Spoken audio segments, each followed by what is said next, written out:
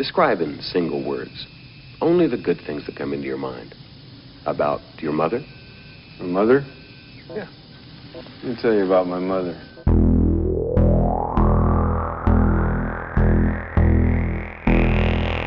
What is real? How do you define real? If you're talking about what you can feel, what you can smell, what you can taste and see, then real is simply electrical signals interpreted by your brain. Have you ever been in an institution? Cells. Do they keep you in a cell? Cells. When you're not performing your duties, do they keep you in a little box? Cells. This causes it. This causes it. This causes it. Information overload. All the electronics around you poisoning the airwaves. You are listening to the High Tech Low Life podcast, a cyberpunk media retrospective. High Tech Low Life contains themes and language not suitable for all audiences. Listener discretion is advised. Hello, everybody. Welcome back to the High Tech Low Life podcast with your hosts, Eric and Josh. I'm Eric. I'm Josh. We watch cyberpunk stuff here at HTLL, and what we're watching today technically qualifies as that. I don't think there's any technical about it. Are you saying I'm inaccurate by saying it technically qualifies as that? No, I'm not saying you're inaccurate. I'm saying that the connotations of what you said are not accurate. We can get into that later, but I would argue there's not. I mean, it's definitely high tech, low life, but there's not a lot of punk in my cyber. Okay, I can kind of see how you'd make that argument. However, I would also say that Ghost in the Shell, there's not a lot of punk in that either.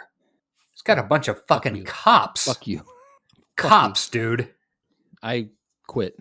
We'll get into that argument later on. But yeah, so we're back for another week. Turns out last week wasn't the last episode. I guess I made a mistake when I said that. Yeah, you did.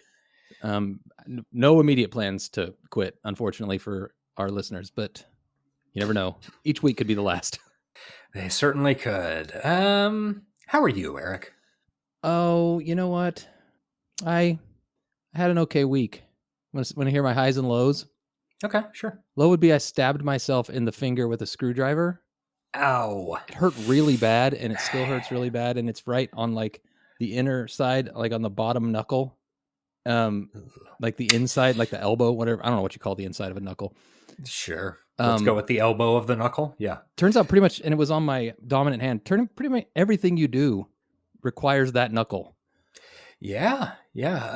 Those having, as you know, stabbed myself with a screwdriver a couple of times. Yeah. That is very hurtful. Yeah, it's pretty common when you're frequently using them because turns out the Phillips head screwdriver, big Phillips head, really fucked us, and it is just about the worst thing you can use for a fastener. It's not great, no. I really hate it, and I pretty much have completely migrated away from it, but occasionally I have to use one, and that's when it happens. It slips, and it stabs me in the fucking hand. Yeah. Those blunt stabs from a fucking number 2 Phillips. Yep. Ugh. Wikipedia Phillips head screwdrivers, and it's a fun rabbit hole to go down, and how it became the dominant like fastener type when there are so many better options out there and have been since before the Phillips head. That motherfucker Henry Ford. We could do a whole fucking podcast on that. It's kind of cyber, sort of. It's more steam. More steam than cyber. I would say it's definitely more steampunk. I mean, maybe even diesel punk? Could be, yeah. If we're considering that a valid genre. But let me tell you about my high point because it's a big one. I went on Amazon. Right now? I went on Amazon. No, not that you're aware of. I went on Amazon and I bought myself a julienne peeler. Ooh. And I've been julienning carrots like a motherfucker, and it's improved my life tenfold. I can't even tell you. Wait, which one is julienning? Is that like matchsticks? Yeah, like the little shreds. Okay, yeah. There's nothing I love more than like some sweet pickled carrots, like to put on like a banh mi or something. Yeah. It's good shit. Let's Also, I had my first child, but that's kind of pales in comparison. Yeah, boring. It's a joke. I did not have a child. I will not have a child. Who cares? Wouldn't be interesting content for the show anyway. If I did, I promise you I would never bring it up or mention it on this show. Please don't. All right. I'm sorry. How about you? How was your week? My week was all right. I clearly survived. I'm trying to think of what happened in the last week. Let's see. I had a heart appointment, so that was pretty cool. Oh, the word appointment is the word you want to hear after the word heart. Yeah. And the word had. Yeah, strong like bull, apparently. Or I had a heart-shaped box CD played for me. I'm trying to think of other... I did had a heart-shaped box CD, but I think I gave that to Tony many years ago. I had a heart-shaped box CD too. One of my many BMG free CDs that I still owe them money for. Oh no, I would. Oh wait, you had in utero. Sorry. Yeah, I had the single. Oh, you're the like the Sidingle. Is that what they're called? Yeah, sure. Why not Sidingle? Let's go with that. Why weren't they called that, dude? Like everybody knew Casingle. Because it sounds ridiculous. It sounds incredible. Like, I don't know. Fucking Gen Xers in charge of shit back then didn't know shit. The millennials would have hopped all over Sidingle. Sidingle berries? Yes. 100%. Anything bad? Boo. Not that I can think of off the top of my head. No, aren't you fucking lucky? Shit. It feels like there ought to be. All your digits intact? Yeah, far as I can see right now. All right. Why are we talking about this when we already have a problem with length and we never talk about our personal lives on this podcast? Good question. Very good question. Hey, let's talk some dystopia. We started this off by saying, okay, tight 90 minutes at most, right? We agreed, and then we immediately did a 10-minute tangent on something we never talk about. Yeah. We're bad at this, guys. If you haven't figured that out by now, I don't know what to tell you. What's happened to dystopia? The news broke today about our boy Tucker C being fired. That's pretty funny. Apparently, not only did the news break today, it occurred today. I saw. He didn't know till today. He didn't know until like 10 minutes before the press release came out. Oh, poor guy. Yeah. Hope he hangs himself. Yeah, that'd be cool. In other rich asshole news, the blue checkmark deal with Twitter has been fucking hilarious to witness. The never-ending hilarity of that has just since what, Thursday? Yeah, I think that really kicked off. Boy, I cannot. We've said it so many times, and a million people have said it more times. So there's almost a point in saying it. But how could anybody think what he's doing is a smart thing to do? I can't fathom the mind that would think this was going to work out for the positive. Well, on not Elon. Well, actually, for Elon as well. Like, people have invested their entire personalities in this guy is cool and smart. Yeah, I guess so. And funny. Don't forget that. Oh, yeah, they think he's funny, which is... wishes he was. Yeah. But like something that you've had for free but like only certain people of certain renown have, you give a paid version of that away, and then you take away the only thing that gave the paid version value. It's mind-boggling. And then I guess he really expected all the celebrities to buy back their marks, and like so few of them have. Yeah, he and his fans, it seems, have a fundamental misunderstanding of what the blue check mark ever signified. Yeah. Which was this person or organization. It's been verified that they are, whatever celebrity they are, or that they're fucking MTV News. Who cares? Yeah. Nabisco. Yeah. They apparently thought that the fact that these people had a blue check mark made them better people. Yes. than non-blue checkmark people. Because they were as projecting that onto them. Like they would think Yeah. they were better if they had the blue check mark. So once these idiots got in control, and by these idiots, I mean the $44 billion loser, Elon Musk, they decided to get their blue checks because that will make them just as important and looking down on people as they seem to think that blue check people were. I don't know. Not to mention he would fleece them for $8 a month to keep it. Yeah.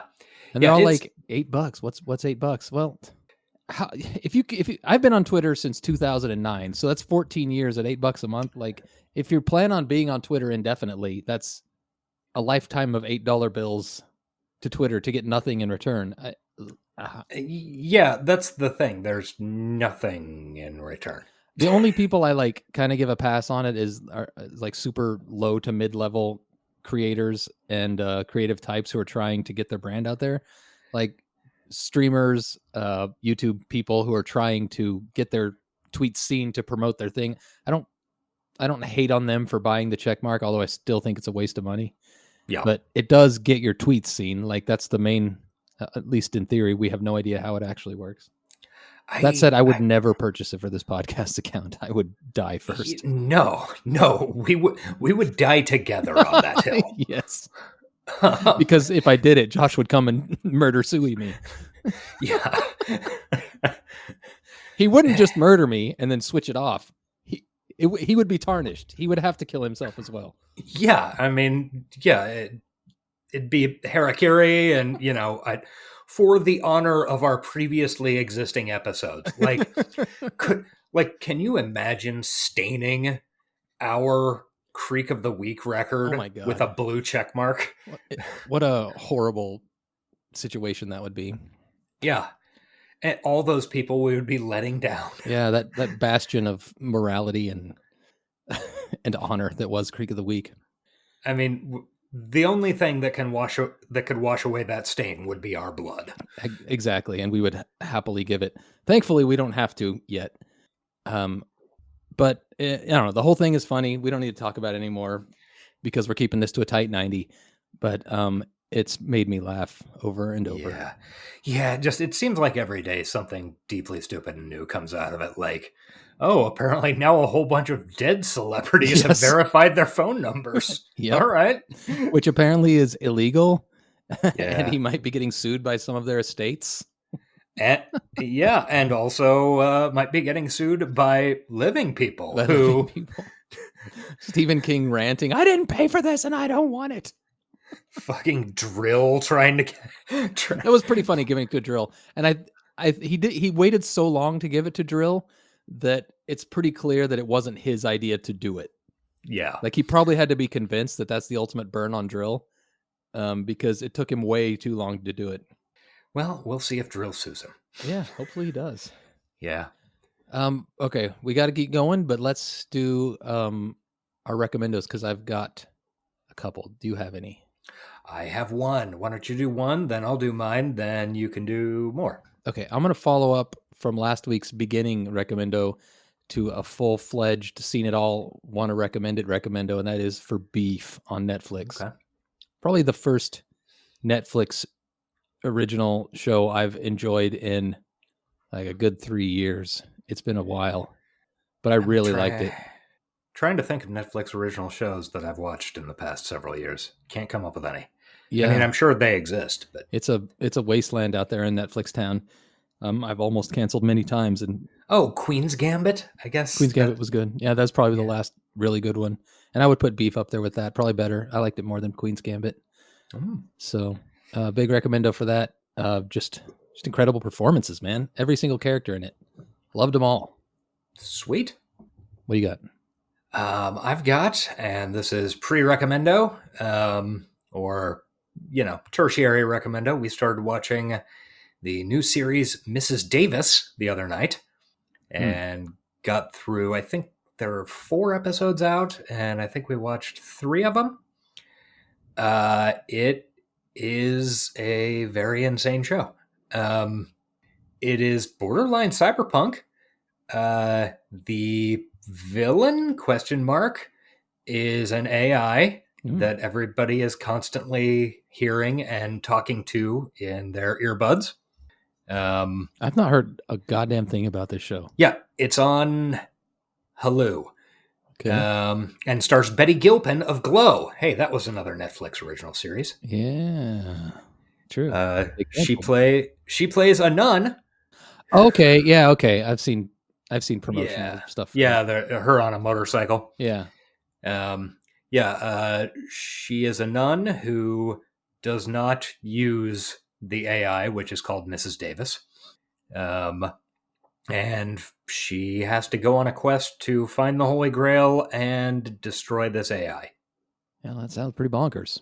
It's pretty fucking insane and funny. There's a shocking amount of blood and guts. Is it cyberpunk enough that we should cover it on here?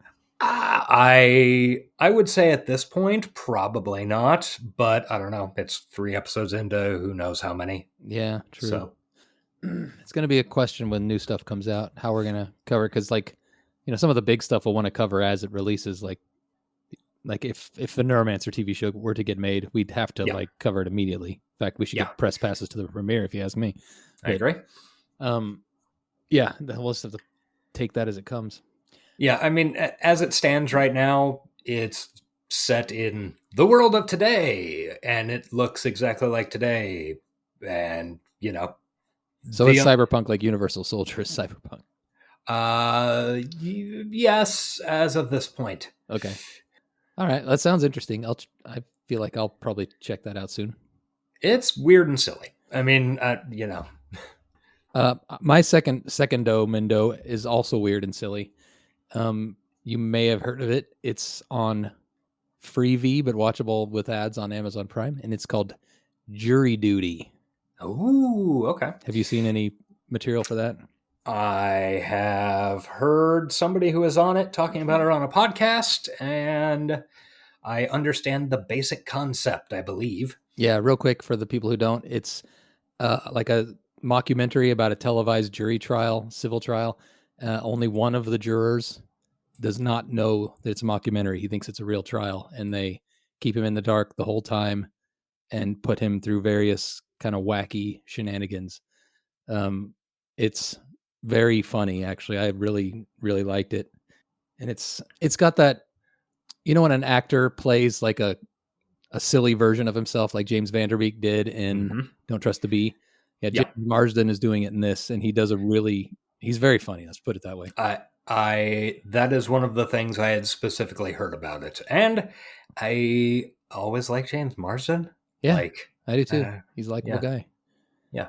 So, yeah, check it out. I think it's like in the end, like it's not a spoiler to say that eventually the guy knows he wasn't in a real trial, and the final episode is kind of showing how they did it, and it's quite a feat they pulled off. It's pretty impressive. So it's worth watching the build up just to see how they did it all. Okay, how many episodes is that? I think it's 10, and they're only like 30 minutes. They're not super long. Oh, that's nice. But you do have ads because it's through Freevee, but they're pretty painless. It's like two blocks of like 90-second blocks of ads. Okay, well, that's something. Hey, I have another recommendo if you're done with that. Okay, do it quick. Okay, so a few weeks ago, Eric and I recorded a thing that isn't a show yet, and might not ever be a show.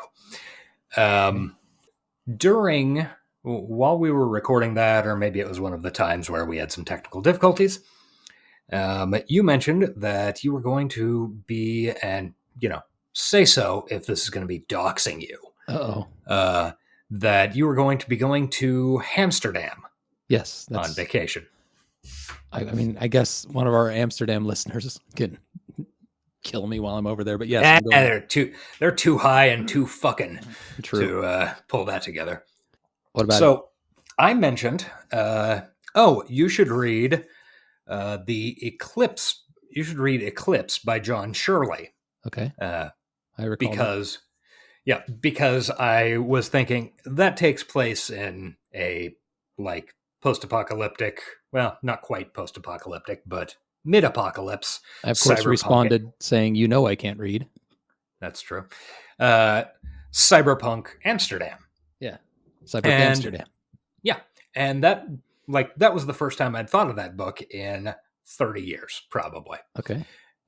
So recently I went and got it, and apparently it was the first book in a trilogy. I assume like the second didn't exist maybe when I read it, or I couldn't find it. So long story short, I read this trilogy of books. It is called either the Eclipse Trilogy or A Song Called Youth. And holy shit. It is an incredible, like, one of the most forward-looking series of books I've ever read in my life. Wow. Given that the first one was put out in like 88 or something. It is really like the fucking world building in this thing, and it's set in like 2050 or something like that. So pretty near future, and it has virtually everything that makes our current modern world completely unlivable. Fun rise of Christofascism, and like there's a third world war, Russia. There's some tactical nukes, but no full scale nuclear devastation. 2024, it's coming. Yeah. But I highly recommend, and I haven't looked to see if it's available in audiobook form, but the Song Called Youth trilogy by John Shirley. We will absolutely be needing to cover it on this show. Okay, I'm going to write it down right now. Song Called Youth. Yeah, and there's a... Shirley. Yes. That's my grandma's name. Ah. And there's a omnibus version of it on Amazon for not very much. So, okay. All right, recommendo. Yeah. We must press onward because we have blown through 20 of our 90 minutes. Yeah. Do you think you can? You think you can get us through Alita, Battle Angel, not Battle Angel Alita, in 70 minutes? Yeah, sure. Let's see what we can do about it. Okay, then without further ado, this is where our bumper music kicks in and we start the show properly. Can our bumper music be Born Slippy by Underworld? I've not listened to a word of that, so I'm going to just assume it's good. Yeah, give it a shot. Okay. I mean, it's kind of cyberpunky. Okay, so Alita Battle Angel. We start off with 26th Century Fox logo. Okay. I didn't which notice was that. fun. I'm going to be honest. Yeah, it was fun. Should we do overall impressions to start with? Sure, if you want. What's your overall impression? You've said it a couple times on Twitter, but let's get it on the I thought it was slight, but I mean, kind of fun bullshit. Slight, but kind of fun bullshit. I mean, you don't think it was surprisingly fun bullshit? Yeah, I will say surprisingly fun. Yeah. What's so surprising about it? It's James Cameron and Robert Rodriguez. The fact that I've literally never heard a human say a positive word about it, or heard a human say a word about it since it appeared and then immediately disappeared from theaters 5 years ago. Oh, why are you going to jump down my throat? I'm just asking questions. Fortunately, it turns out the Alita Battle Angel hive is only one dude. It's one person deep. Yeah. I was really expecting to come back and it'd be swamped. Yeah, well. Nope, just a guy. Yeah. Alita Battle Angel. I think the hype that I heard about it, which was like you, very little, was about what it deserved. I was kind of bored by it, and didn't love it. I mean, I didn't hate it. It was very pretty. The cyborgs were very cool. Like almost everything Robert Rodriguez does, it's pretty cool to look at. But after you get over that stuff, it doesn't have a lot to keep you hooked. Yeah, well, it's slight. Yeah, it's slight. So I kind of struggled paying attention through to the end, but that's fine. I don't know. Okay, you heard it here first. All right, begin the close music. I only got halfway through. No, actually, we are less than halfway through of Born Slippy. It's like 9 minutes long. Oh, wow. You'll recognize it as soon as you hear it. I really want to just check it out now, but we just don't have the time. Yeah. Okay, so you want to talk about the movie now? Yeah, let's do it. Okay, it's 2563, 300 years after the fall. Right. What's that mean? We don't know. We'll sort of maybe not really find out at some point. Fucking the main Nazi from Inglourious Bastards He is hunting around such a good actor and such a nice man. He should not be referred to as the main Nazi. I know. That's why it's so funny to do so. Oh, I'm looking up his name right now because I can't remember. Christoph Waltz. Yes, he's so fucking talented. He is very good. He makes some confusing choices as to material, but whatever. So he's creeping around a junkyard in a little fucking fedora and sees a frightening human head. He does. He retrieves this head and upper torso thing, and then throws it in a body that he just has lying around. Turns out he's a cyberdoc. Yeah. My wife kept calling him a ripper doc as we were watching it because her main cyberpunk is Cyberpunk 2077. Is the video game, yeah. Yeah. Which this had several parallels with the video game that we can get into in a little bit, for me. Anyway. Okay. Sure. Yeah. So it turns out this head torso scenario is a cyborg. There's a human brain in there. It's mentioned a couple of times. And she has absolutely no memory of anything. It's revealed over a couple of scenes that Christoph Waltz stuck him in a body he was at one point building for his now deceased daughter. Right. I mean, it doesn't get to that till later, but it's like almost immediately. It was easy to spot that that's what was happening. Yeah. He's turning this cyborg into his daughter. Also, I thought this movie was less cyberpunk, more cyber Pinocchio.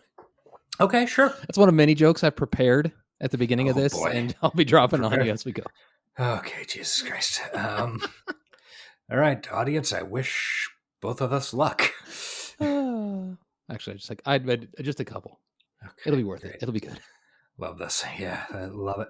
You know, you are not the only friend I have that does this, and I wonder what it is about me that makes people think that's okay. I don't know, man.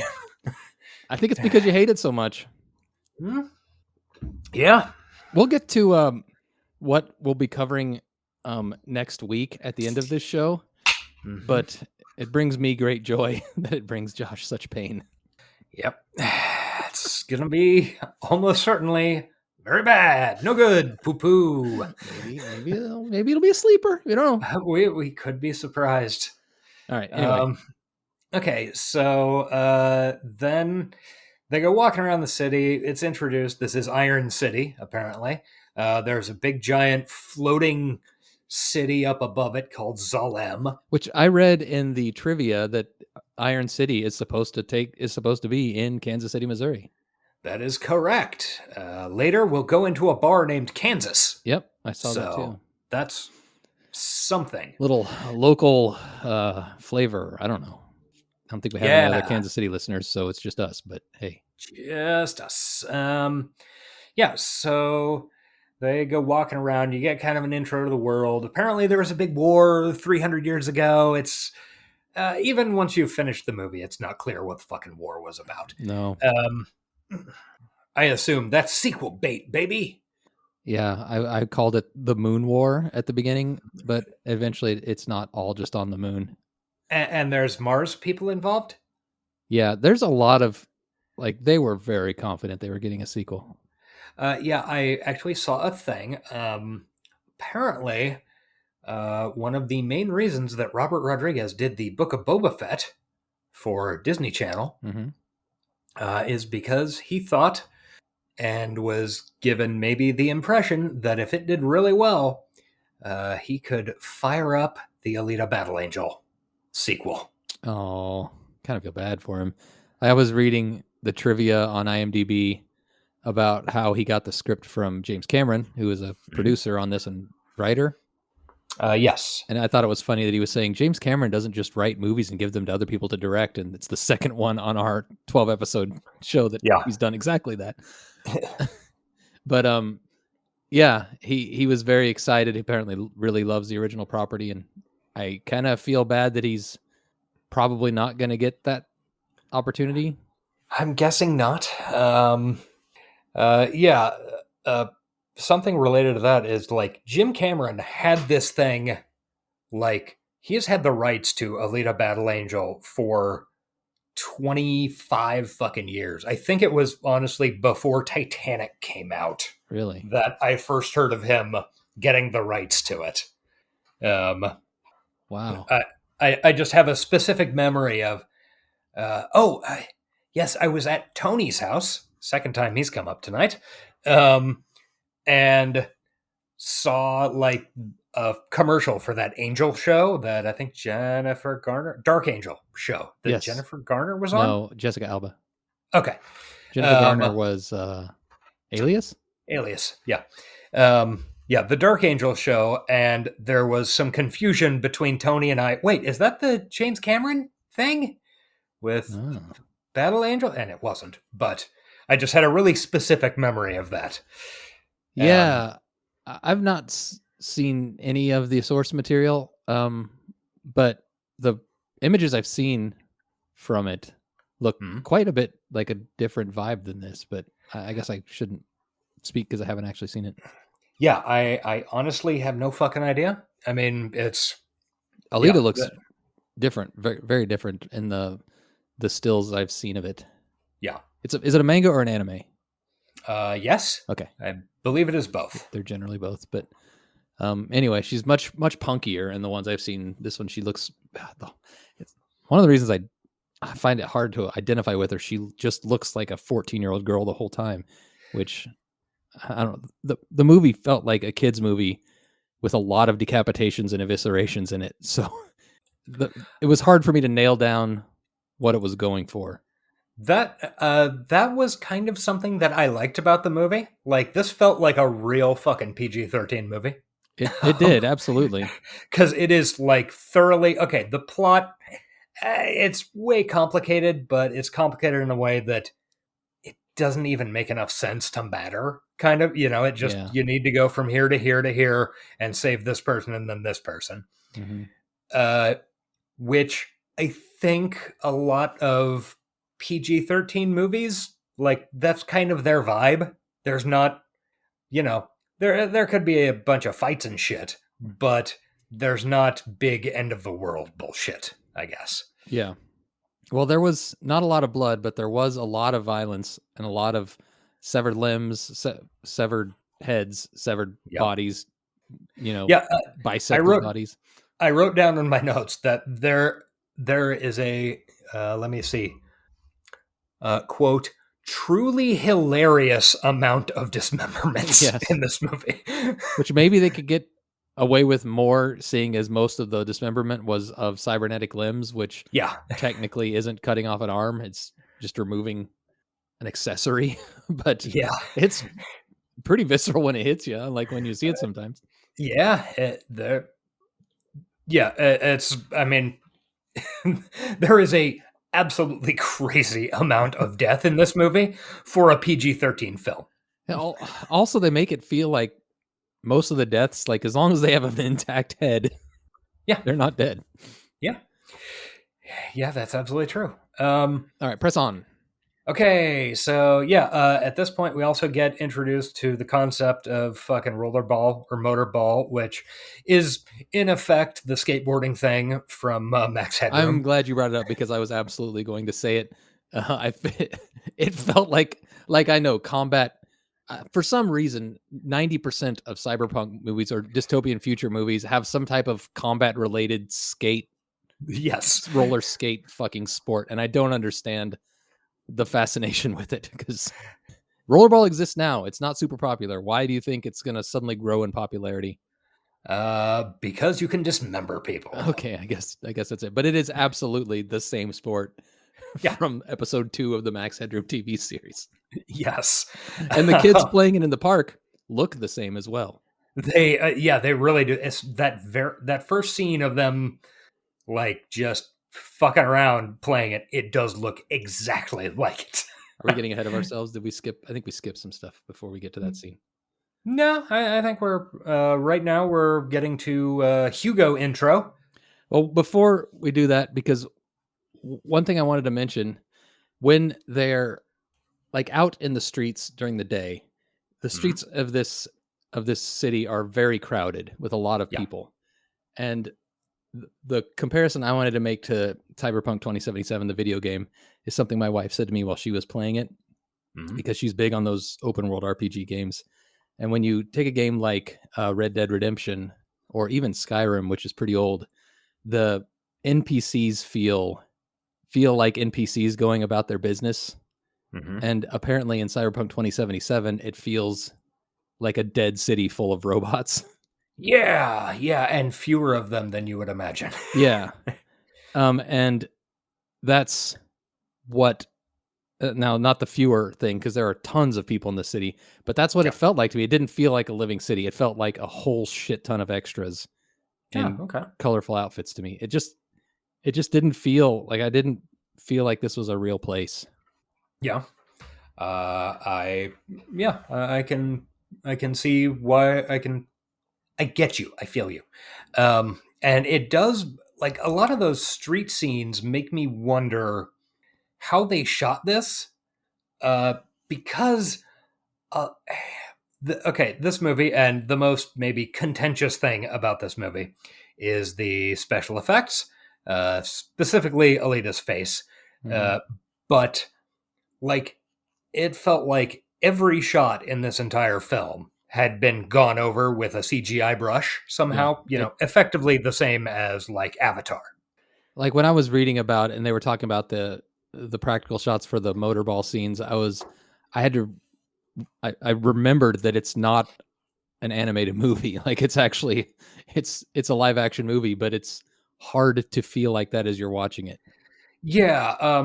So it honestly makes me wonder, like in the street scenes, since you brought it up, like it does kind of feel like, I think they call it the space that they use on to make like the Mandalorian, where it's basically just half a sphere of just fucking LED TVs that they put images on, and like it did kind of feel like the characters are walking in the foreground. The background is projected behind them, and that's where all the extras are. Yeah, that sounds accurate.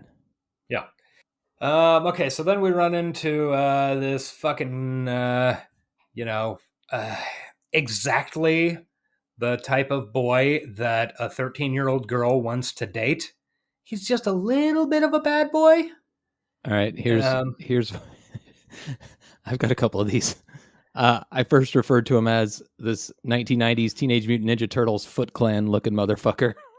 I think you mean shit, was that? Yeah, it was Edward Norton who appeared as a Foot Clan motherfucker. Yeah, he looked like he was straight out of the Foot Clan from the first TMNT movie.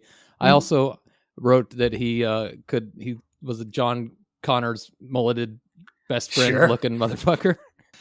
But looking like Home Improvement had a very special episode where Jonathan Taylor Thomas joins a street gang. Okay. And one more. Sorry, I wrote these Jesus down. Christ. I was distressed by the way this kid looked.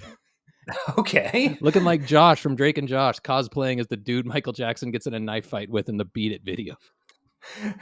All right, that is a reference I don't entirely understand, but Watch sure. the Beat It video, you'll get it. He ties his hand to this other guy and they knife fight. I know I am aware of the Beat It video. Oh, well, Drake and Josh is a Disney Channel show from a while back. When did you watch that? Why'd you watch that? I never watched it. I just know the dude. Okay. He's an actor now. He still works. He looks like this okay. kid, only he's older now because he's old. Okay. Josh Peck. Or maybe that's the character's name. Never heard of him. Well, you'd recognize his fucking face, and then you'd say, oh, yeah, he does look like this dude. And I'm going to save us the time of you doing that and just tell you that's how you'd react. Okay. Anyway, Anyways, this kid is thus like... ends my prepared material. Thank you. Okay, good. I'm going to insert clapping here. Please pause. All right. Yeah. Go on. He looks like the not quite bad boy member of a borderline preteen boy band. Yeah. Yeah, he's very He looks pretty. he looks like the bad boy of a Christian boy band. Yes. How about that? Yes. He's the one that tried a cigarette or that convinced one of the kids from Seventh Heaven to say a curse word. Who? Anyway, he's the love story. He feeds her chocolate and shows her fucking rollerball. Motorball, man. Come on. This isn't rollerball. It's also not whatever it was in Max Headroom. We can watch rollerball. Yeah, we probably will watch rollerball. Oh boy, both of them, huh? Shit. Yeah. That's our future. Okay, so then we go back, and then there's this, we go back to fucking Dr. Ito Dyson's house, which is Christoph Waltz. Mm-hmm. And then there's this weird cut of... Can we talk about Dr. Ito Dyson's assistant nurse, who I don't know why she exists. I don't understand how we can talk about her since she is offensively a non-entity? Yeah. Like, I do not know that she was ever named in the film. Nurse Gerhard is what IMDb says. She has she had been in like 2 scenes, and I leaned over to my wife and said, is she mute? And then she immediately said something. Like, she's in like 3 scenes before she speaks. Yeah, and I am almost certain that you never learn her name in the film unless you are watching subtitles. He introduces her like when Alita first wakes up. He says, "This is my assistant." Blah blah blah. And maybe he doesn't say her name. Maybe he just says my assistant. But I think he says her name at that point. But yeah, she is such a non-entity. It's like she is literally a prop. She could be she could be a chair and serve exactly the same purpose that she does. Yeah, it's like you said, it feels offensive. Like, I don't know, it's bad. I didn't like it. I didn't like this weird character being there and just like occasionally nodding at Alita reassuringly. It was so weird. Okay, so now we introduce the second plot. The first plot is Alita doesn't have any memory. What is she? The second plot is there's a cyber psycho going around killing people.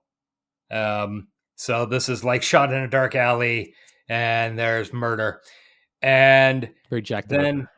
It's doing Jack the Ripper bullshit. Whatever, doesn't matter. And then like in the next scene, we see Dr. Dyson with some gauze and blood on his arm. Is he doing the cyber killing? Clearly, he is. You remember he played a Nazi. Yeah, that's true. Therefore, he is a Nazi in every future role. And IRL. No, it's not true. I love Christoph Waltz. He's definitely not a Nazi. He just happened to be the best actor to ever play a Nazi. Except for a great Nazi. Except for Hitler in that Bruno Gans. Yeah. Yeah. Go check out Creek of the Week's YouTube channel for the best Hitler Reacts video ever made. It was pretty good. Oh, speaking of which, R.I.P. TikTok. R.I.P. High Tech Low Life's TikTok. I got the word today that it is going to remain permanently banned for community violations.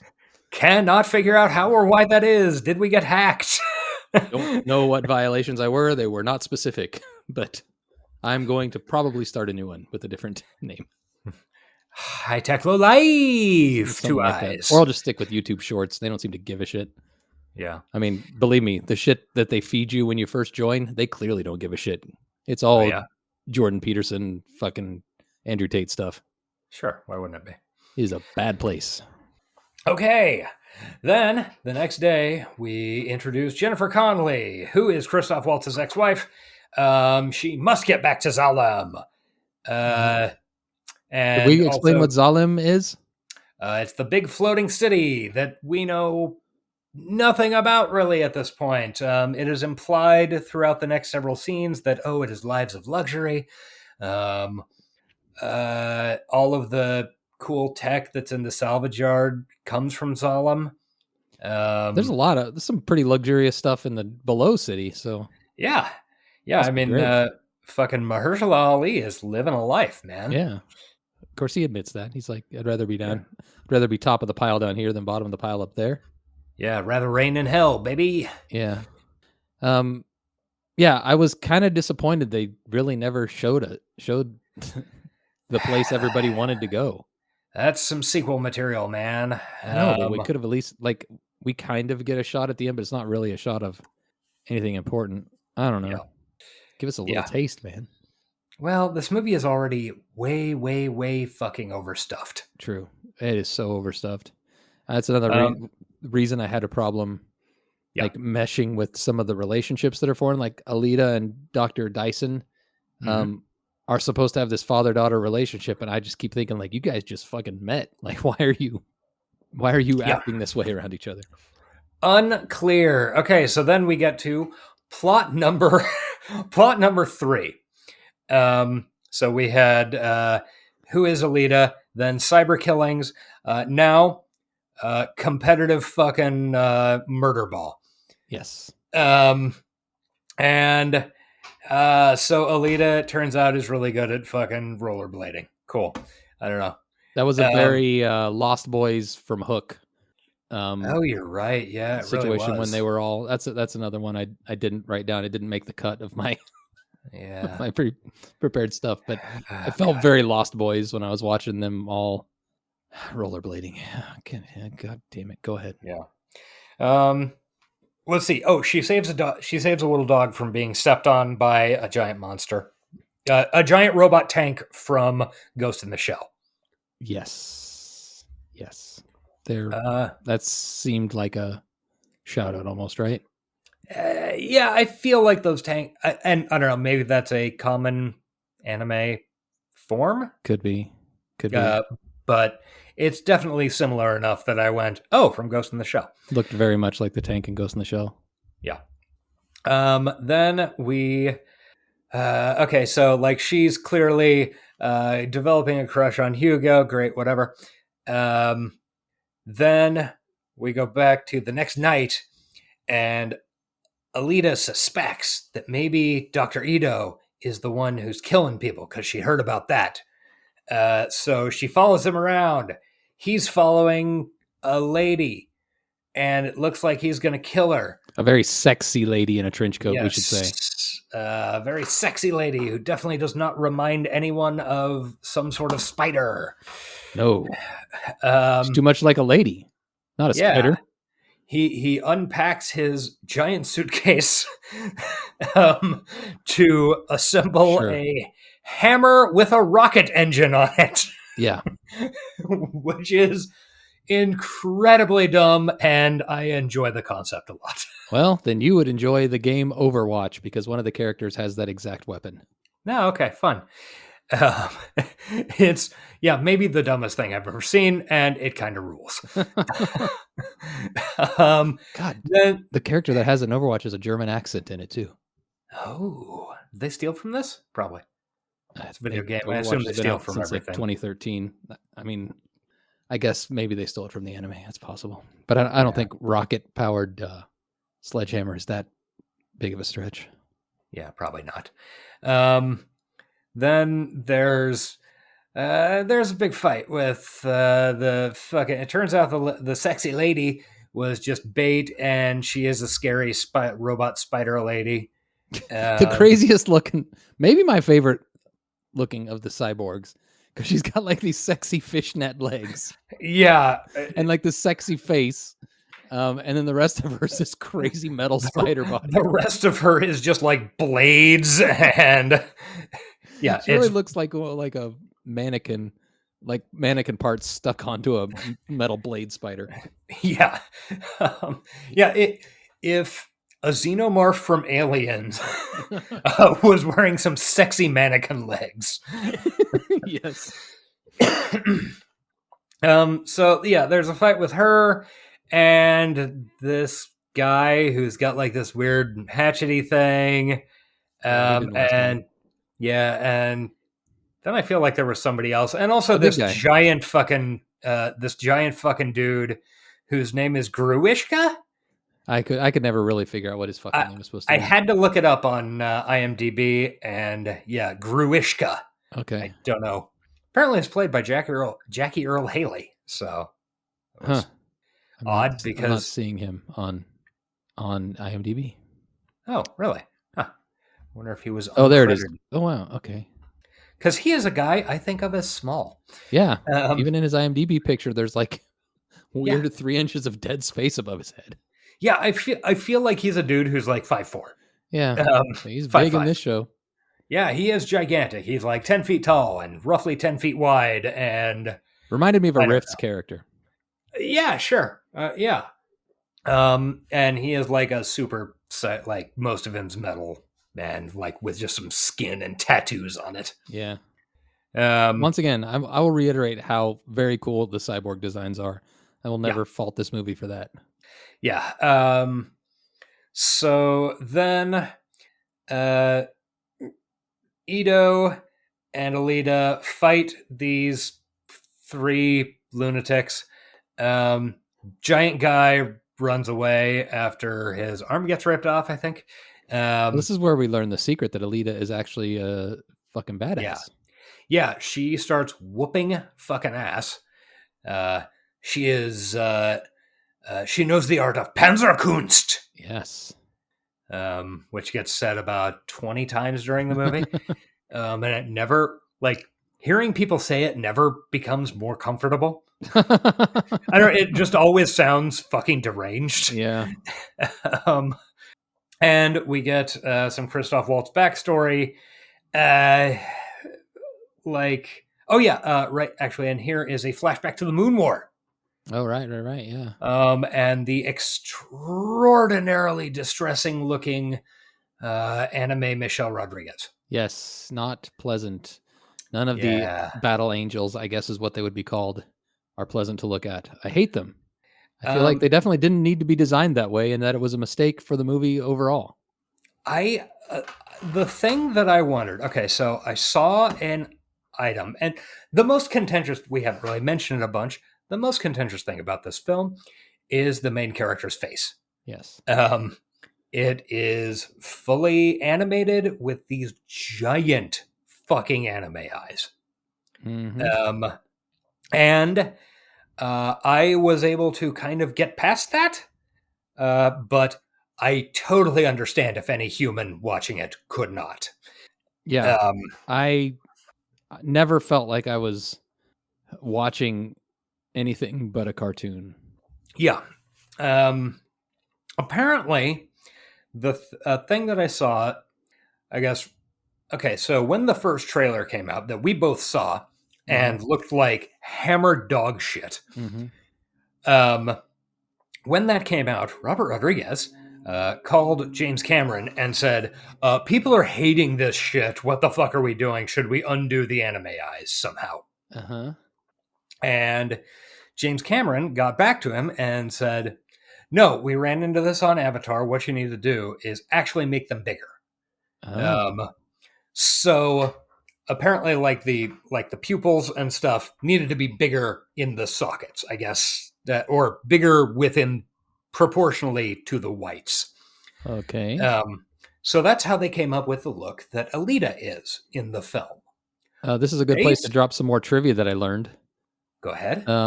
Where is it? I'm looking for it. According to the home release extras, there was more CGI geometry in just one of Alita's eyes than for the entire character of Gollum in Lord of the Rings. Yeah, I saw a like couple of seconds, a short YouTube thing where like the eye has actual functional muscles in it somehow. Wow. I don't know. Seems excessive. Yeah, I would agree. I mean, we all know how to draw anime eyes. Just put that little white dot of reflective light and you're good to go. Yeah, and then peace sign, Kawaii! So I think maybe, and this showed up throughout the couple of other flashbacks, I think they didn't do the same thing to the eyes. Of to the Michelle other Rodriguez characters. Yeah, and the other ones that appear in that, because they all look so fucking They off-putting. do look worse. I Like, never paid attention. Way worse. Tempted to like- fire it up again after this and look.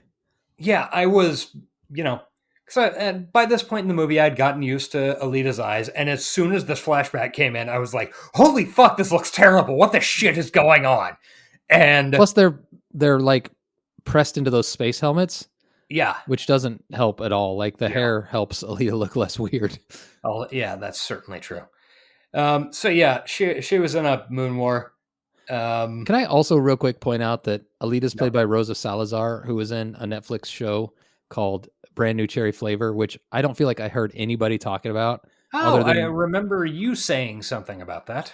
There was one scene that I've heard people talk about on TikTok that I don't want to spoil. But man, everybody should check it out. It's really good. Okay. I really liked it. It's weird. Very weird.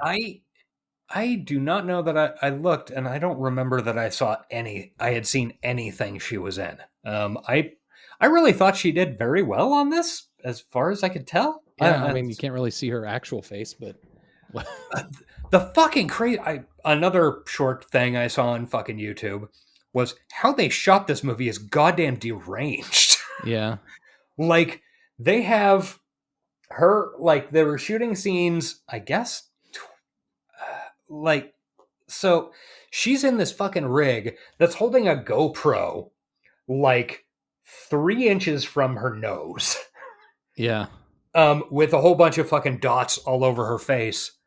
And that's how they're shooting the entire fucking movie and then animating it back after the fact. Like, yeah, it must have been that. That must have been rough. It must have been one of the weirdest goddamn acting experiences because usually when they're doing that mocap shit, it's, Benedict Cumberbatch standing in a black room. It's not her it's not the actor with a couple of fucking GoPros strapped to their face, wandering around street scenes. Yeah. I've got no complaints about her performance. Whatever. I can get past the eyes too. I never enjoyed them, put it that way. Okay. Yeah. It was never a draw. Yeah, sure. And if it's not a draw, why is it in the movie? Like, I think the movie would have been better had the Battle Angels just been normal people. I don't know. I can't say one way or the other. Well, give him a third arm or something. I don't know. That'd roll. Yeah, let's do that. Okay. So yeah, they kill the people. Flashback to Moon War. She's good at fighting. Turns out that, in fact, Dr. Ito is a hunter warrior who is a bounty hunter because there's no actual law. It's just factory law. I don't understand that. Is this plot number 4, 5? This would be 4. Okay. Yes. Because unless we want to just count it as no, we can't just count it as the cyber killing changing into this. Yeah, because the cyber killing is wrapped up here. Yeah, so this is plot 4. So it turns out he's a bounty hunter because his daughter got killed by a patient of mine who was too high. And I've created, a demon of my own creation. Yeah, it's pretty dumb. It's a little overwritten. So yeah, that's that. Then we get, we go to Mahershala Ali for the first time. It's like 40 minutes into the film. Mm-hmm. Jackie Earl Haley, the giant Gruishka, that's his name, guy, shows up talking to Jennifer Connelly and Mahershala Ali. It turns out he's been killing these people. Well, he and his friends have been killing these people for them. Then we introduce the Nova plot. Nova being a rich guy up in Zalem who apparently wants a bunch of cyber parts. Yeah. Yeah, I could not figure out what Jennifer Connelly's character was doing. Is she like the doctor? Like Yes. she was a doctor alongside Dr. Yes, Dyson. apparently. And Yeah. so Vector, Mahershala Ali's character, Vector, that is his name. Yeah. hires her to like get these parts for And to repair his psychos. that makes sense now that we're talking about it. As I was watching it, like I don't feel like they ever made it clear that she was a doctor until later. So like at the end it's clear she's a doctor, but at the beginning I was like she's just like a fancy dressed lady. I don't know. I was like, why? It just took me a while to figure out how she was linked to the bad guys. Okay. I think it's in this scene that we first learn she's a doctor lady because she's I might have been repairing out for snooze at that point. Yeah, because she's repairing Gruishka when she finds the Well, yeah, that's true. the chip. So there's this guy in heaven who can, I guess, possess people.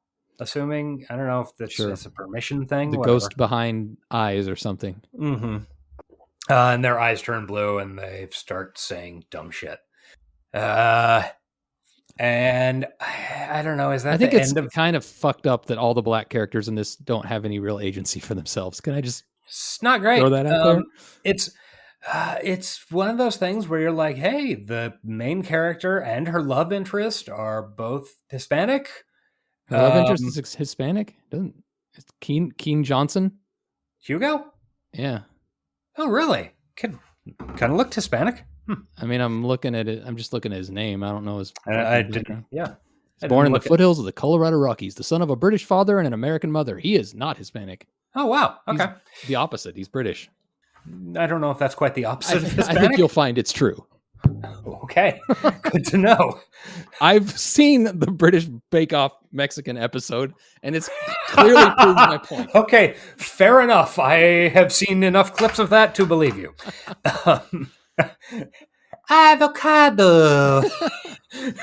But yeah, Hispanic director, Hispanic star, but man, the black characters get really just shafted in this. It was kind of embarrassing. Boy, now I am trying to do the math on black characters in the entirety of Robert Rodriguez's filmography and not coming up with any off the top of my head. I'm sure there are some. I'm sure there have. But the two most prominent ones in this are Mahershala Ali, who is a fucking awesome actor and has a role that could have been like there. You can see parts of it. Like every time he starts to become awesome, he's like taken over by this white guy, and that's really distressing. And then Nurse Gerhard, who, as we mentioned, doesn't really do anything except stand there. Yeah. Yeah.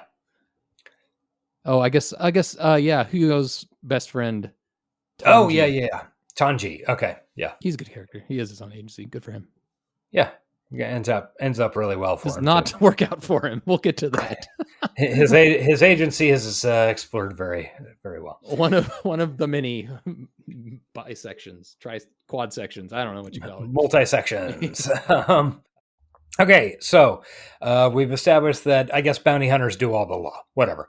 Then we go to a pro motorball game. It is the dumbest anime shit possible. With, I don't know, I never got it entirely clearly. The apparently cool new weapon is this guy's like chainsaw fingers that shoot out. And I swear to God, through the entire movie, they're called groin cutters, which doesn't make sense. I assume I was mishearing things. Yeah, I don't recall that, but now that I'm thinking about it, I didn't really pay much attention to what they were called. Yeah. So then it turns out that Hugo's got a sideline running where he mugs cyborgs and with his buddies, including Tanji, and they take cool weapons off like cyborgs and sell them to other people. Yeah, I don't really understand that. These cyborgs are like super badass fighters, and these kids with stun batons basically just spend all night jacking their parts, but I guess we'll suspend disbelief for that. Sure, why not? Then the next day we go to the jungle. There's a crashed United Mars whatever. We go to the jungle because Hugo invites Alita, Yes. like on a kind of date thing. Yeah, United Armies of Mars. That's what it's called. There is a United Armies of Mars ship crashed in a pond. And Alita's like, well, I guess I better go check it out. And walks underwater and then gets a cool cyborg body out of it, having remembered the ship, and the ship allowed her to access it. Yeah, the ship recognized her. Yes. Then we go back to Ito's place with the cool cyborg body. It turns out it's the body of something called a berserker. Yes. Which is, I don't know, I guess her native body, sort of. I don't know. I guess I didn't feel like any of her fighting styles were very berserky, but yeah, I don't know. It's one of those things like, I wonder lost in translation things. Maybe? Yeah, like, and I was thinking about this, listening to.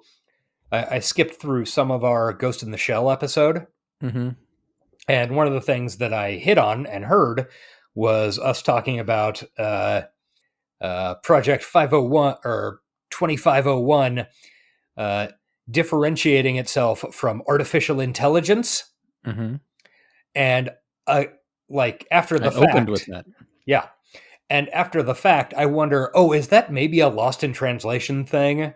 Where between Japanese, like there is some sort of clear differentiation between, like, when we say artificial intelligence, it could mean different things, and like a translation of artificial intelligence is clearly designed and built. Yeah, I remember having that discussion. I thought you explained it pretty well, because artificial as in created versus artificial as in formed on its own. Yeah, and I think we got to it eventually, but I don't think I hit upon while we were doing that show that it might be literally just a some sort of translation thing. True. Where two completely different Japanese concepts both get translated to artificial intelligence. Yeah. Okay. We'll never know. We will never know. Then we go to the Hunter Warrior bar. Kansas. Yes, Kansas. Actually, Alita went and got her license as a Hunter Warrior. Yeah, against her father's wishes. Well, not her father. Against what's his name's wishes. Because he would not install the body for her because it was a murder machine body, and he didn't want her to be a murder machine. Yeah. This is plot number 573. Yeah, roughly. Yeah, so we go to the Hunter Warrior bar. It's a classic hive of scum and villainy. Classic. Can we go through a few of the characters, because some of them are absolutely. There's a pretty boy. His name is Zapan. He has this cool sword. They saw him walking through the streets earlier. He looks the part.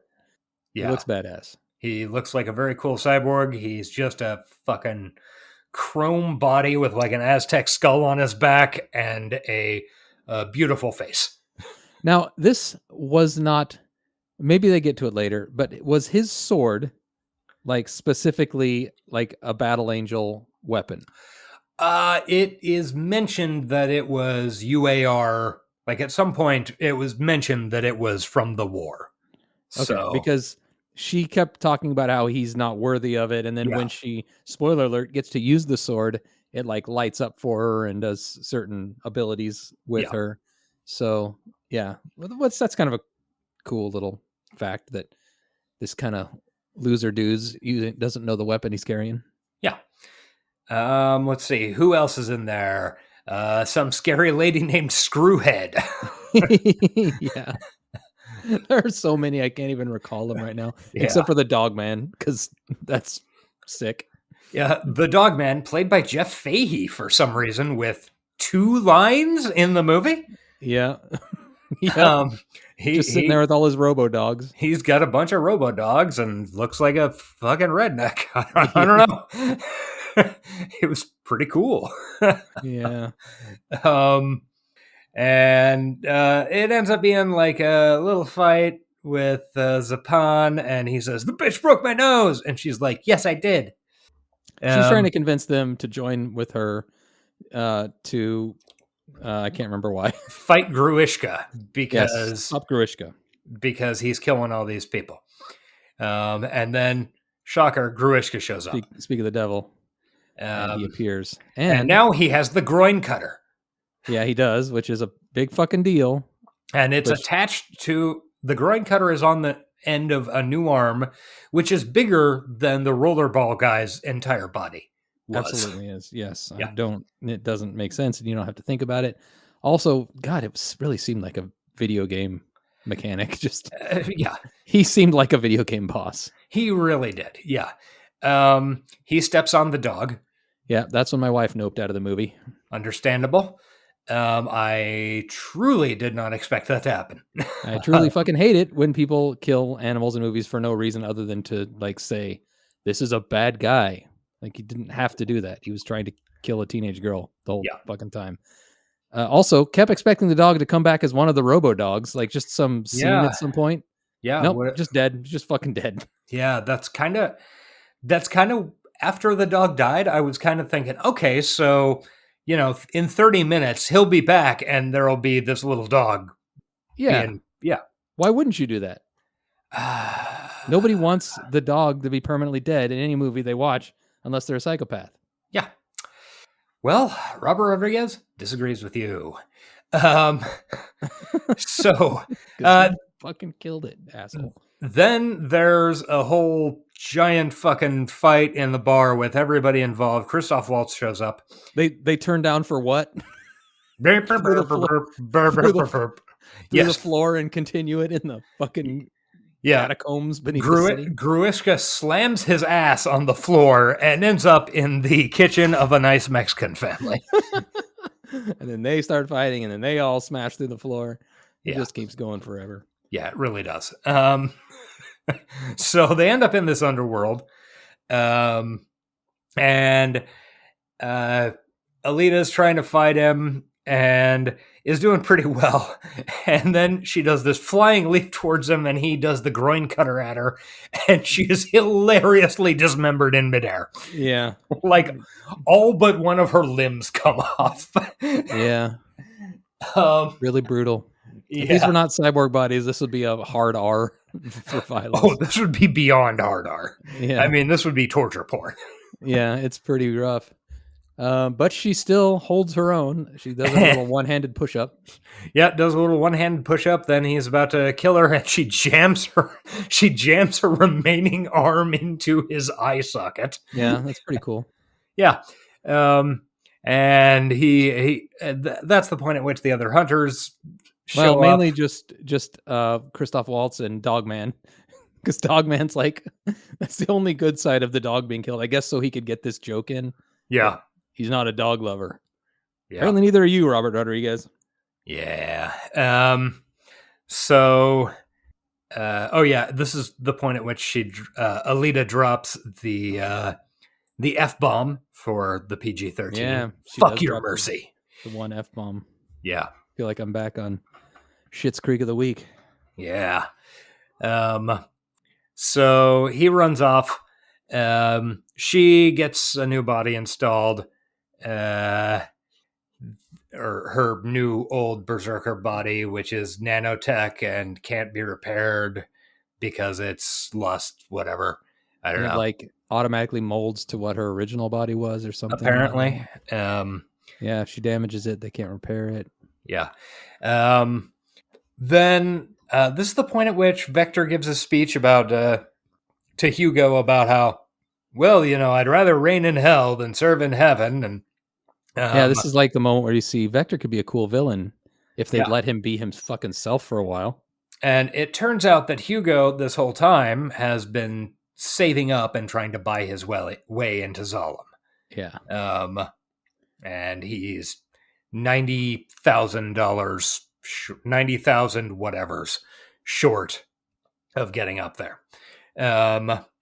So then there's a motorball tryout, because the other way to get up there is to become the super champion of motorball, because that makes sense. Yep. And it does later. Yeah. Yeah, it kind of does.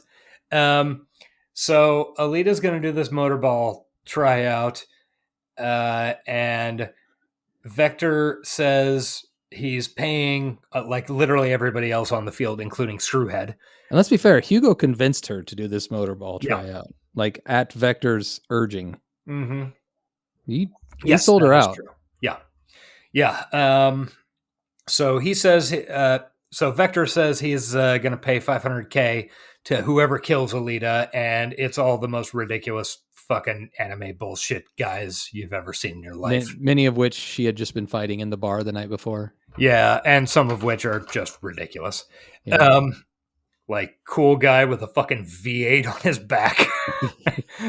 I can't even remember him. It's all like at this point there's so many turbine crazy arms, fucking I don't know, this guy with these weird spinny arms that are just like circles somehow. Yeah. It's very dumb and fun anime bullshit. Those guys have to leave this place and go like eat a cheeseburger some fucking how. No, they don't. They cease to exist the moment the motorball stops. They've got to like shave their faces that still exist in their weird metal bodies. That's like kind of the thing that one of the things I enjoyed about this movie is like this one, more than I expected, allowed for just ridiculous anime bullshit. Like some of these guys literally weigh, I don't know, 3.5 tons. Yeah. Like it's impossible for them to exist in the world, but it doesn't matter because they're on the rollerball track. Can you imagine Turbine Hands Man trying to eat a plate of spaghetti? Exactly. Yeah, Mr. fucking, I got a V8 strapped to the back of my neck. I mean, what is this guy doing? Well, the show one, the guy with the groin cutter, he was coming out of a club. He was having a good time. He was like main motorball badass. Yeah. Until they removed his arm. Yeah. A couple of street kids with a stun baton. Yeah. And actually that goes into, so right before the race starts, Hugo decides that jacking Borgs is bad, and tries to stop his friend Tanji and gets attacked by Zapan. Yeah. After he and Tanji kind of get in a fight, or before that. Yeah. Which Tanji tries to protect him from Zapan, and that's when Tanji finds out how good that sword work. Yeah, it kills him. And then I guess Zapan, I don't know, radios or something and says he saw Hugo kill Tanji because... no, they were jacking a Borg. They were jacking a Borg, dude. Oh, that's right. Two dudes jacking a Borg. Yes, that's right. They kill. Zapan kills the Borg. Yeah, that's right. So which apparently gets you a bounty, although jacking them doesn't. Yeah. Okay, so then we go back and forth a couple of times. Short version. Yeah, the important part here is that it's like kind of simultaneously Hugo being chased by Zapan through the streets. Yeah. He's injured, but it should be noted because Zapan like fucked his shoulder up real bad. And he's still doing some crazy mad parkour. Yes, he is parkouring like a motherfucker. And I feel as an audience, it was important for you to shout parkour every time he jumped and swung from something. Yeah, it's like back in 2007 again. Yeah. Right. Simultaneously, Alita is fighting off these hordes of mechano demons. Yes. And she also leaves the arena and starts blasting through the streets to try to go help Hugo. And by Alita, do you mean the underdog darling with the face of an angel and a body built for battle? That's very anime. Robert Rodriguez did capture some anime feeling in this for sure. Yeah, there was a bunch of real dumb anime bullshit, which I appreciated. All of the voiceover sounded like it was lifted out of Rock and Roll Racing. Yes. It didn't feel real. It felt like it was just stuff that was said when they did an arbitrary thing. You know what I mean? I expected a MIDI version of Born to Be Wild to fire up at any moment. We're paranoid, yeah. It was very funny. I don't know if it was intentionally. It was intentionally funny. It didn't feel like a real announcer by any means. Yeah. So she, in the course of the race, oh, and by the way, she's got a phone. She's got a phone in her head, which has never been established before, like the very beginning of the fight or the beginning. I thought it was in the helmet, but then the helmet gets knocked off, and she still is making calls. So, all right. Yeah. So Hugo calls her. She's in the middle of the race. He's running from Zapan, and he's like, "Zapan's trying to kill me," and she's like, "Okay," and finishes killing / I don't know, whatever. The motorball guys die, or get disabled, I guess. Let's go with that. Yeah, it's PG-13, so they're all alive. Yeah, they're all alive. It's fine. And then races off the track. Sorry. So get it together, Josh. Yeah, sorry. Then Zapan kills Hugo by does he cut his head off? Right? No, I don't remember. Or no, he stabs him through the gut. Yeah. She carries Hugo. But she goes to claim the bounty, even though he did all the work. She's like, I'm a hunter-gatherer. I'm going to claim this bounty. I'm a hunter-gatherer. They hunt and they gather. Yeah. And you're going to fuck off, Zatan, with your pretty boy face. And he lets her for some reason. And she walks into this building where she then removes his head. Yes. Because for some fucking reason, Jennifer Connelly's there. Yes, it is Jennifer Connelly's face turn. Yeah. Face turn will become important almost immediately. Yeah. She's like, I don't know. I guess I'm a nice person now. We've seen no motivation for this, but whatever. I think it's because she reminds her of her daughter. Yeah. I forgot that I was a mother. She says to Vector at one time. So she walks out with Hugo's head wrapped in his fucking jacket and some tubes connected to her mechanical heart. Sure. And then Zapan is like, "No, you can't do this." And then she cuts his face off with his sword. Yeah, like at which point he screams, "My face." Once again, if these weren't cyborgs, hard R, possibly NC-17 for violence. Yeah. So then, and you might think that this is the climax of the film. It felt like it was going to end here. Been the giant rollerball thing, and Hugo dies, but it's not. We go and we rebuild Hugo. He gets a cool cyborg body. Dr. Dyson, yeah. Really quickly, I should add. Even in Shadowrun, there's like months of downtime when you get major cybernetic surgery. Yeah. So we rebuild Hugo the next morning. We get a little more backstory from Christoph Waltz that he was exiled by Nova. Then Alita goes and kills all the tanks from Ghost in the Shell at the factory place where they go to get their bounty money. Yep. Wasn't sure why she was doing that. That was unclear. I think that was plot like 675-ish. Yeah. I think it was the wrap up from that. I don't know. And meanwhile, Jennifer Connelly goes to face Vector and be like, I'd forgotten I was a mother. Yeah. And he's like, okay, you want to go back up to Zalem? And she's like, okay. And then Gruishka like steps out of the shadows and apparently eats her face. And then we find out that getting sent up to Zalem is the same as getting sent out to the cornfield. Yes. It turns out that he just cuts the brains, eyes, and hands off. Yeah. Any parts he likes that his name would find useful and sends them up to Zalem. Nova demands body parts for his experiments, especially the brains. Yeah. Which you learn is what he had intended to do for Hugo.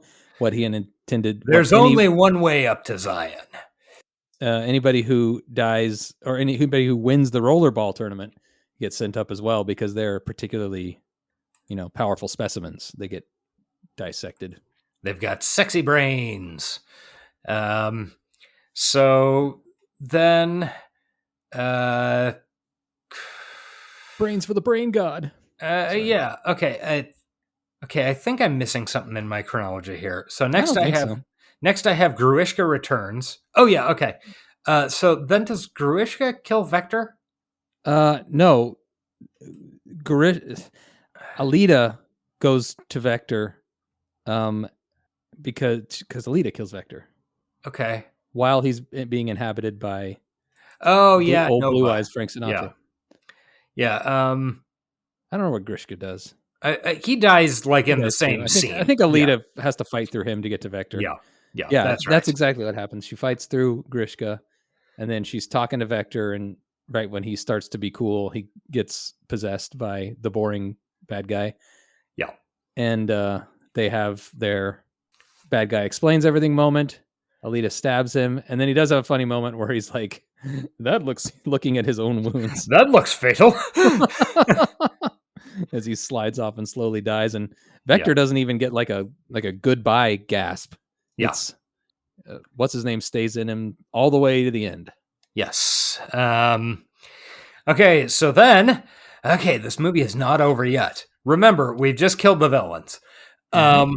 Now Hugo climbs the giant ropes that lead up to Zalem, which he we've had seen mentioned before. earlier to Alita that if he had her body and strength, that's what he would do. Yeah.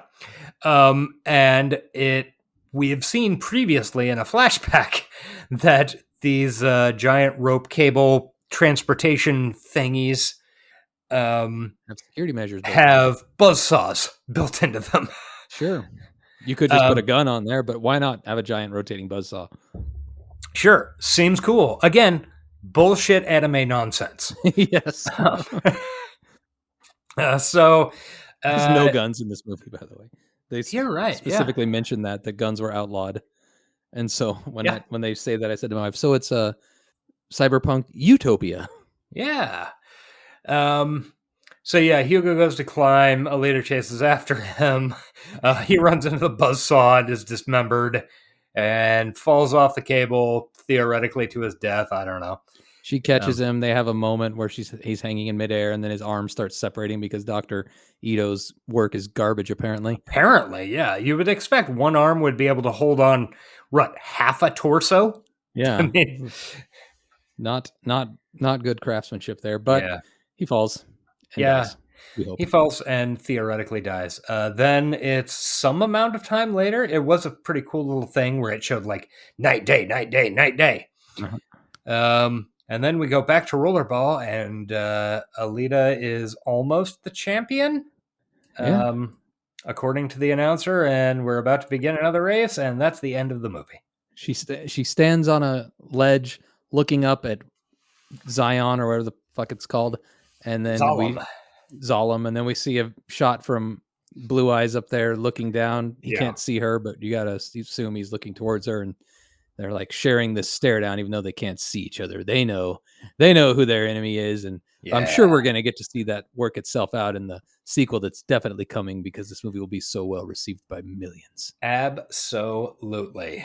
Was this movie well received by millions? I do not know the box office numbers, but I do not believe so. Yeah, based on the fact that I don't think I ever heard a word about it after that first trailer came out, I assume it was not a success. $405 million USD. I mean, I don't know what it cost. Oh, wait, it grossed $85.8 million in the United States and Canada. Oh, that is not good based on how this movie looked. $319.1 million in other countries for a worldwide total of $405 million against a production budget of $170. It is Robert Rodriguez's highest grossing film. Yeah, sure. I believe all of that, and that makes it a big failure. Yeah, I mean, it does. I mean, at least it didn't lose money, but definitely not a lot of Americans wanting to watch it. Yeah. I'm guessing most of that is from Asia. But yeah, I would bet that makes sense. I would say overall, this movie had... it really was exactly a fucking anime adaptation. Yep. Like, the fact that there were 8 different plots, and in a manga or something, you'd have like... I've read very little manga, but based Manja on... Man says. Sorry. Yes. That. Remember that? I don't, Yes, I do. I feel like that's something you used to say for some reason. I don't remember. Yes, I do. I don't remember how it worked, but yeah. It's one of those references we both know and we don't know why. Yep. We've got problems. So it's like, American comic book to some extent where, you'll have the main, you'll have some sort of main big plot going on where, I don't know, fucking Magneto's taking over the world or something. And then you'll have like a 4-episode arc of all the young X-Men go to the fucking mall and some robots break out. And that is really what this felt like. The first, this is an adaptation of the first 50 issues of a comic book. And like, the first 50 issues, they've got, we got to introduce the rollerball. We got to introduce the cyber psycho plot. And Hunter Warriors. We got to throw that plot in there. And like, it's just this big pile of dumb bullshit, which makes like, it helps if it worked in a comic book. Like, because you've got separate issues to separate things. Yeah. In this movie, TV show, just way too many plots. Yeah. It took me a while to figure out that the game those kids were playing on the ramps in the street was supposed to be the same game that they were playing, like in the big arena, because they were absolutely different fucking games. There's no similarity. Nobody got murdered. Yeah. There was no basket. They carried the ball. It was just fucking rollerball from the movie. I agree with everything you're saying. It was way too much stuff crammed into one movie. And that made the movie feel really weirdly paced. It felt like relationships developed way too fast. Like I kind of bought the love story actually, because I felt like Alita's knew she's going to see this pretty boy and immediately fall in love with him. I could buy that. Yeah. But her father-daughter relationship was just really rushed to me. I don't know. It didn't feel organic. Christoph Waltz earning an award as the Putters and Murmurs King in this, which is odd for somebody who carries a rocket-powered hammer. Yeah. Really just didn't want to give away any important details until enough of the movie had progressed for us to earn them. Yeah. For no real reason, just keeping those secrets just to keep us engaged, I guess. Yeah. And I forgot I wrote this down. Right at the very end, as she is on the podium, just after she's pointed her sword up at Zalem, she goes to put her sword back down, like it now attaches to her arm for rollerball, whatever. And as she's sweeping the sword through the air, she slices a tear in half in midair. Oh, right. Which That's is very anime. The dumbest anime shit possible. Like, it's an artistic achievement on the level of fucking John Woo doves. Hey, don't you ever talk shit on John Woo's doves. I am absolutely not. I am saying that it is it is. It's that type of thing. As perfectly anime-able shit as this. Okay. All right, we did it. Let's rate it. Did it. What are you giving it on a 1 to 10 scale for its story with IES question mark? Yes, I think the IES question mark 1 to 10. I'm going to give it 5 because that is how many plot lines more than it actually needed that it had. It's not really how this scale works, but I get where you're going. Yeah. I was not interested in the story at all. I'm going to give it a 3. I was pretty bored by it. Didn't care. It was so boilerplate Pinocchio fucking story that I didn't care. I feel like had they knocked out, 8 or 9 of the separate plot lines, they could have given one or more of them some emotional weight. Yeah. But it just really needed, when we were watching Ghost in the Shell, one of the things that I most loved about that was that there were a couple of 5-minute fucking montages in the middle of that 88-minute movie. 83-minute movie, yeah. And the movie just breathed and existed. And there is not even the beginning of a chance for that. No. It just has to move on to something else. Yeah, I agree. Influence, I don't. I mean, it's just not old enough to have any influence. I guess the manga might be, but um, I think it. I definitely saw a lot of what looked to be homages, like the Ghost in the Shell tanks. Yeah. I can't think that wasn't a little bit borrowed from Robert Rodriguez. I'm sure he watched Ghost in the Shell. Yeah, had to have. So, but I just don't see this influencing anything going forward. So guess I got to give it a 0. I don't know if I'd go as 0. I assume, like, apparently there's a dude who's There's out a dude. So I'm gonna go 1. You know what? I'm gonna change. I'm gonna give it a 1 too. Yeah. I don't feel like it's Universal Soldier level of influence. Yes. Like I can see in the future somebody watch this and be like, "Yeah, those cyborgs are pretty cool." And hey, we don't know. The sequel could be coming, man. It could. We'll cover it if it does. Prescience once again. I don't see I mean, I definitely see the high tech low life thing was fully happening in this film. Yeah. I mean, it does have a real inequality angle to it. They didn't, even if it is somewhat unexplored. Yeah, man. Like, why didn't they explore that more? That there were already 19 plots that had to get moving so they could get to exploring that in the second film. I hate it when the things that make cyberpunk what it truly is are just there as background and not actually dove into it all. Like everybody wanted to get to this place. They should have at some point let us know that that's bad, that this place sucks. And they didn't, as far as we know, because we're never going to get a sequel. That place was great. And the rich people were right for leaving these scumbags down there. Sure. Sure. I, for one, would love to have some slight idea what the Moon War was about. Oh, yeah. And apparently, you have to read the manga. I think I saw on the IMDb trivia, apparently, Zalem over Iron City was only one of like dozens of these mega cities throughout the world, but it's the only one that survived the end of the war. Wow. Yeah, so, they say that in the beginning. They say that. This is the only one. Yeah. So there's a whole world to explore, but they don't do it. I'm going to give Prescience a 4 personally. I think 4 is, low to mid. Yeah, I'd say 4. I look forward to getting my groin cutters in the next, say, decade. Oh man, what a dream. If they had explored some of the inequality stuff more deeply, I think it could have scored higher. Sure. But there are cute dogs. So that is a thing. Dogs that get fucking unceremoniously murdered. No, I mean in our world now. So this clearly had some influence on that. I guess. Style. I think this movie has a ton of that. Like you can't fucking argue that this movie is cool looking. It is very cool looking. I would give it I'm going to give it a 9. I think the style is hard to beat. Yeah. There is just so much cool looking bullshit.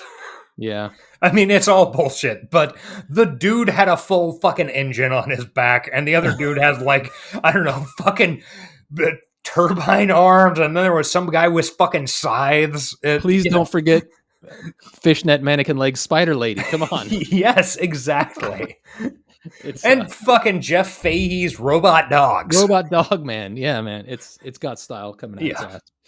And even if you disagree with it, Alita herself, they definitely they made a choice, and what was it you used to say in Johnny in a Minute? They made choices and stuck with them. I can't remember. Yeah, they made choices. I mean, you can't fault them for not making choices.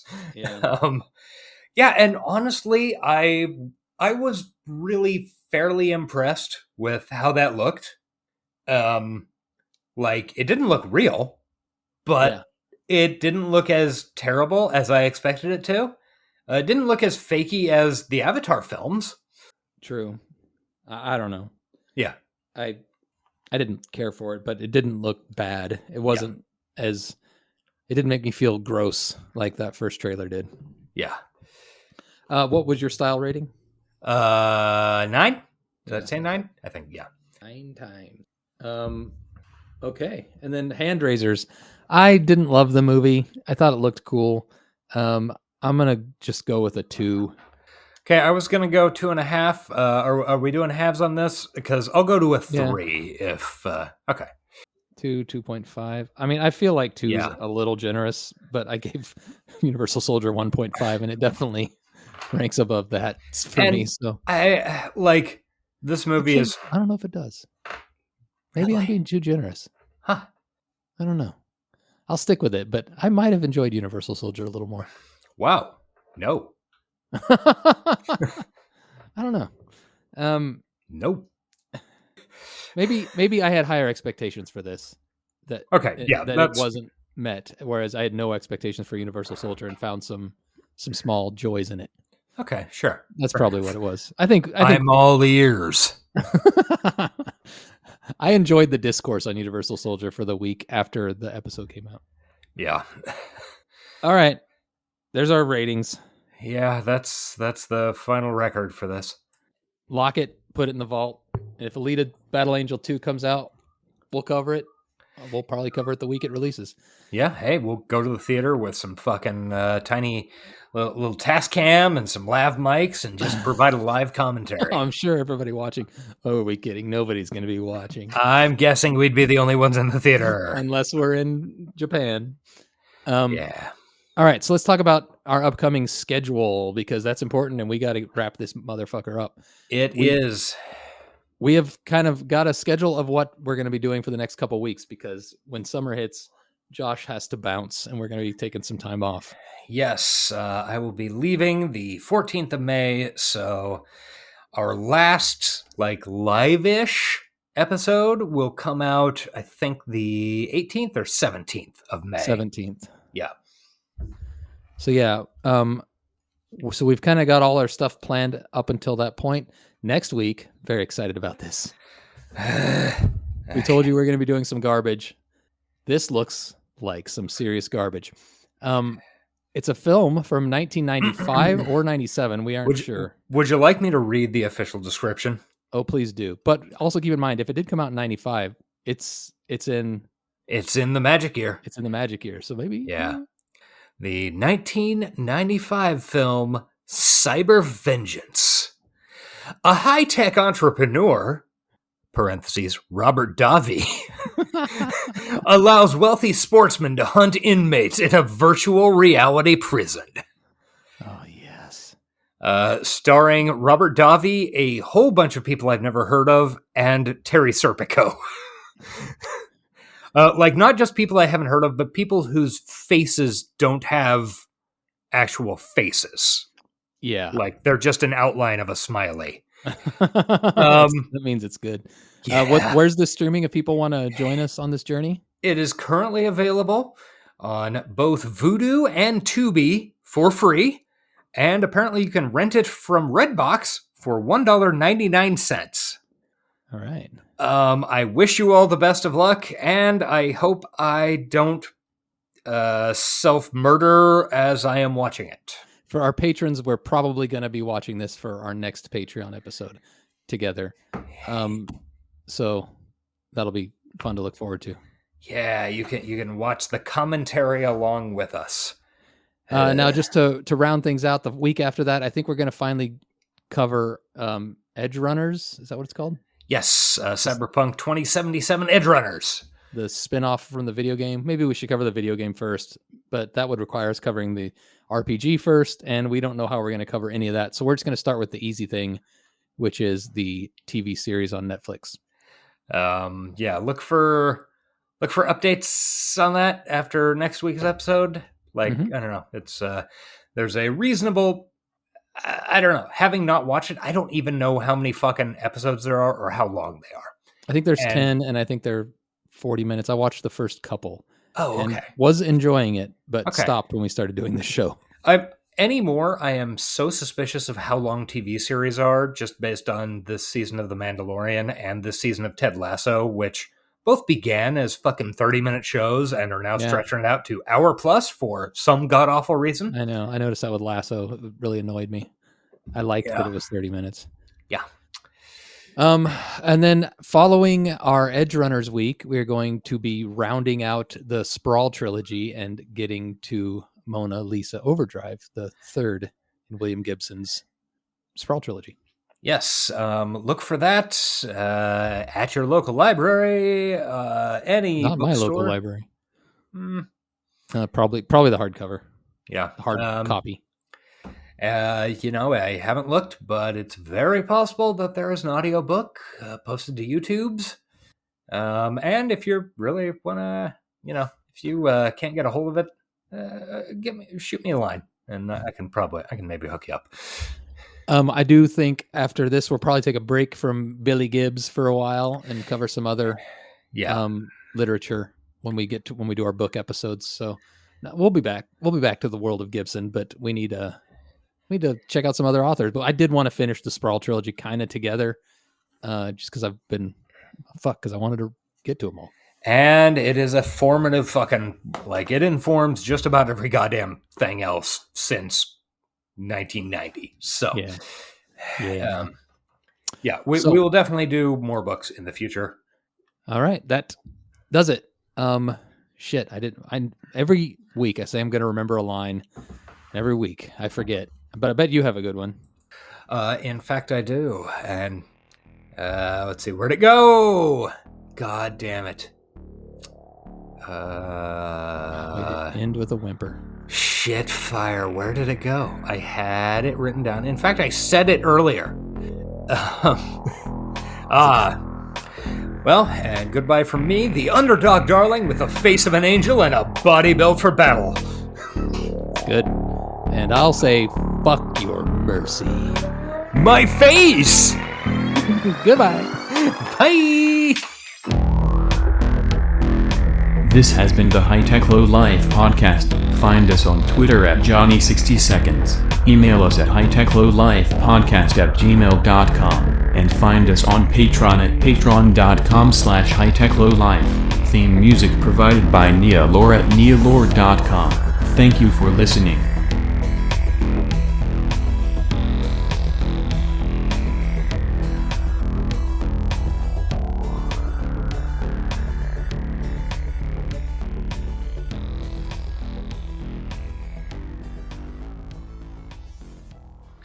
Excuse me, Robo, any special message for all the kids watching at home? Ow! Stay out of trouble.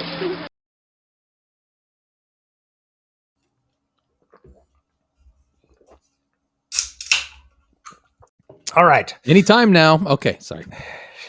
You motherfucker. Okay. Literally, the countdown happened, and then I hear gulp. It's like you could have done that during the fucking countdown. Anyway, go ahead. I had to reach over and